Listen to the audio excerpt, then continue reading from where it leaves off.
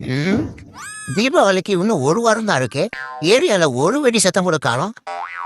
என் வீட்டு வாசல்ல எவன் வெடி போட்டான்னு ஒரு பஞ்சாயத்தை காணோம். என்னத்த பண்றாங்களோ இந்த டுக்க கிட்ஸ்.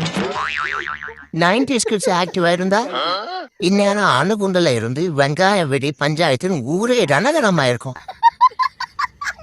பாவம் அந்த பிள்ளைங்களை சொல்லி தப்பு இல்லை. வருஷம் முழுக்க பைக்கு காரு ஏசின்னு யூஸ் பண்ணிட்டேன். தீபாவளிக்கு பட்டாசு வெடிக்கனால தான் சுற்றுப்புற சூழல் மாசுபடுதுன்னு கோவானுங்க. ம். தீபாவளிக்கு இன்னும் ஒரு வாரம் தான் இருக்கு. ஏரியால ஒரு வெடி சத்தம் கூட காணோம். என் வீட்டு வாசல்ல எவன் வெடி போட்டான்னு ஒரு பஞ்சாயத்தை காணோம். என்னத்த பண்றாங்களோ இந்த டுக்க கிட்ஸ். 90s கிட்ஸ் ஆக்டிவா இருந்தா இந்நேரம் அணுகுண்டுல இருந்து வெங்காய வெடி பஞ்சாயத்துன்னு ஊரே ரணகரமா இருக்கும். பாவம் அந்த பிள்ளைங்களை சொல்லி தப்பு இல்லை.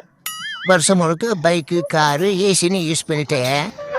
தீபாவளிக்கு பட்டாசு வெடிக்கனால தான் சுற்றுப்புற சூழல் மாசுபடுதுன்னு கோவானுங்க.